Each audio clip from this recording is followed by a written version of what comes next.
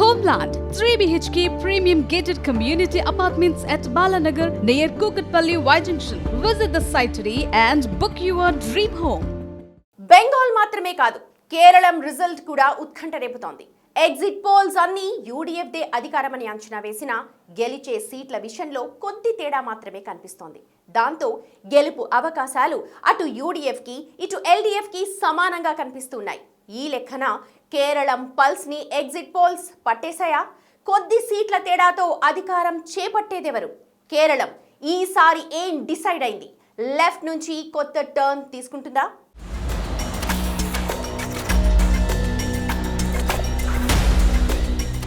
Keralam politics అంటేనే అంతు చిక్కని equation. దశాబ్దాలుగా సాగుతున్న మార్పు సంప్రదాయాన్ని గత ఎన్నికల్లో ఎల్డీఎఫ్ బ్రేక్ చేసి చరిత్ర సృష్టించింది. అయితే లేటెస్ట్ ఎగ్జిట్ పోల్స్ చూశాక కేరళం మళ్లీ లెఫ్ట్ టర్న్ తీసుకుంటుందా, రైట్ టర్న్ వైపు మళ్లుతుందా అనేది ఉత్కంఠగా మారింది. ఎందుకంటే కేరళం ఎన్నికలు ఈసారి హోరాహోరీగా సాగాయి. Exit polls majority vote UDF వైపు మొగ్గు చూపినప్పటికీ సీట్ల లెక్కల్లో కనిపిస్తోన్న స్వల్ప తేడా పినరై విజయన్ క్యాంపులోనూ కాంగ్రెస్ నేతృత్వంలోని కూటమిలోనూ టెన్షన్ పెంచుతోంది.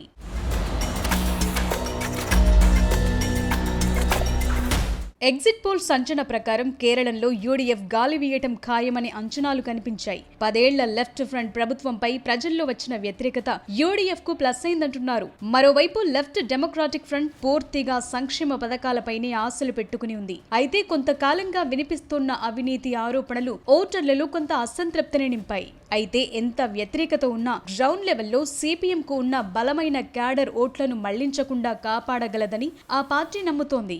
అయితే ముస్లిం క్రిస్టియన్ ఓట్లే కేరళంలో డిసైడింగ్ ఫ్యాక్టర్. వీళ్లు యూడీఎఫ్ వైపు మొగ్గు చూపే ఛాన్స్ ఉంది. సంక్షేమ పథకాలు మహిళలను ఆకట్టుకున్నాయి. ఇది ఎల్డీఎఫ్ కు అనుకూలంగా ఉండే అవకాశం ఉందంటున్నారు. అయితే ఈసారి బీజేపీ ఓట్లు పెరిగితే ట్రయాంగిల్ ఫైట్ కు దారితీస్తుంది. కానీ ఇది ఏ కూటమి ఓట్లను చీలుస్తుందనే దాని మీదే ఫైనల్ రిజల్ట్ ఆధారపడింది.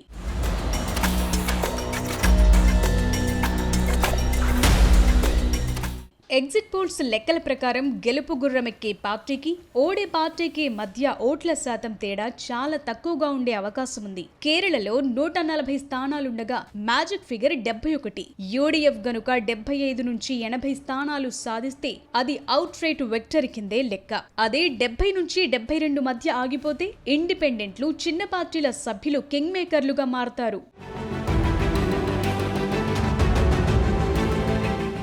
కేరళం ఓటర్లు చాలా చైతన్యవంతులు. భావోద్వేగాల కంటే సుపరిపాలనకే పెద్దపీట వేస్తారు. గత ఎన్నికల్లో ఎల్డీఎఫ్ కు ఇచ్చిన రెండో అవకాశం ఒక మినహాయింపు మాత్రమేనని, మళ్లీ పాత సంప్రదాయం ప్రకారం ఈసారి యూడీఎఫ్ అధికారంలోకి రావటం ఖాయమని రాజకీయ విశ్లేషకులు భావిస్తున్నారు. అయితే ఎల్డీఎఫ్ గనుక ఈసారి కూడా గెలిస్తే అది కేరళం రాజకీయాల్లో ఒక గొప్ప మార్పే అవుతుంది. అంటే కేరళంలో కాంగ్రెస్ ప్రభావం తగ్గుతోందని చెప్పటానికి ఇదొక నిదర్శనంగా మారుతోంది.